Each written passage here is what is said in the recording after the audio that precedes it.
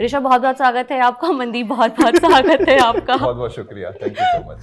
Thank you so much. Channel labour law advisor आप दोनों लोगों ने शुरू किया है 2017 से। हम दोनों में से कोई भी लॉयर नहीं है, ना सीए है। मैं इंजीनियर हूँ, he is a BCom graduate. तो हमने सोचा कि एम्प्लॉय अपने पैसे के साथ क्या क्या कर सकता है। सबसे पहले ये लेबर लॉज हो गए, उसके बाद उसको टैक्स देना होता है तो टैक्सेशन से जुड़े हुए, फिर उसको निवेश करना होता है तो पर्सनल फाइनेंस इन्वेस्टमेंट से जुड़े हुए, स्कैम अवेयरनेस वीडियोस भी बनाए। तो ये हम 4 मेन कैटेगरीज है जिसमें हम वीडियोस बनाते हैं। कौन से मेन कंपोनेंट्स होते हैं इस कॉन्ट्रैक्ट के जब हम जॉब ऑफर साइन कर रहे होते हैं? जो अक्सर कंपनी आपको डराने के लिए करती है वो कहता है बॉन्ड। कोई भी कंपनी आपसे बॉन्ड का एक पैसा भी नहीं ले सकती। तो इतना एम्प्लॉय को हमेशा ध्यान रखना है कि चाहे एम्प्लॉयर आपका कितना ही बेस्ट फ्रेंड क्यों ना हो, हर चीज को ईमेल पर मेंशन करो, time to time transparency maintain करो। ये मैं भी अब फॉलो करूंगी कि सारी चीजें मैं मेल पर लिखा करूं। मुझे लगता है जब हम लोग के हाथ में कॉन्ट्रैक्ट आता है, हम लोग यही रीजन है कि उसको पढ़ना भी नहीं जरूरी समझते। जो आप सिग्नेचर कर रहे हैं बिना पढ़े, वो टचवुड आपको 10 में से 9 बार परेशान नहीं करेगा, लेकिन किसी बार एक बार अगर परेशान किया तो बहुत मोटा परेशान करता है। सैलरी स्ट्रक्चर जब हम ऐसे डिवाइड करते हैं तो पीएफ सिर्फ एक बार वो काउंटेड दिखाता है, कंपनी वाला कंट्रीब्यूशन दिखाता है, और जो हमारा वाला होता है वो इंक्लूडेड ही होता है। और जो पैसे कट के आते हैं तो लगता है यार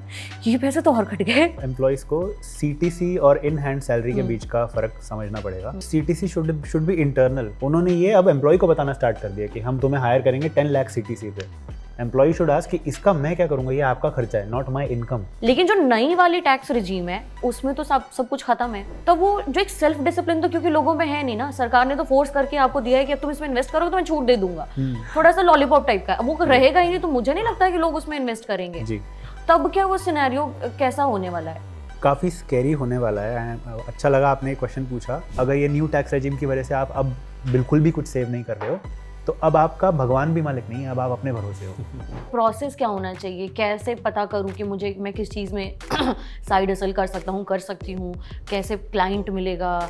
और इतना वो सोच के ही थक जाते हैं कि कहते हैं ठीक है नौकरी ही कर लेते हैं, कोई दिक्कत नहीं है, इसी में खुश हूँ। तो सबसे पहले जो ये कूल बन गया है, कूल मेंटेलिटी, आप यूट्यूब पर, इंस्टाग्राम पर बहुत सारे क्रिएटर देखेंगे, कब तक नौकरी करते रहोगे, बाहर निकलो, मेरी जिंदगी ऐसी थी, मैं 9 to 5 नौकरी करता था और आज देखो मेरे पास कार है। अरे नहीं भाई, सब ये ऐसा नहीं है ना। क्या व्यू है आपका एंडोमेंट या फिर जो फिक्स प्लान है या गारंटी रिटर्न प्लान है? Never mix insurance and investment. कोई इंश्योरेंस कंपनी आपको इन्वेस्टमेंट का प्लान बेचती है तो उसको प्लीज़ मना कर दो, चाहे कितना ही बढ़िया क्यों ना हो। और सेम कहानी है यूलिप प्लान्स की, जो फिक्स इनकम प्लान्स नहीं होते। ये बहुत ही सैड स्टोरी है। 60 साल 80 साल के लोग जिन्होंने अपना रिटायरमेंट फंड जोड़ा था, 2-3 करोड़ रुपए जुड़ गए थे उनके पैसे 20 ईयर लॉक इन पीरियड वाली पॉलिसी में एजेंट्स ने लगवा रखे हैं। अब ये उनको कौन आएगा बताने कि आपको इस पॉलिसी की ज़रूरत ही नहीं थी, आपको तो घर चलाना था, अब आपके पैसे ही गए।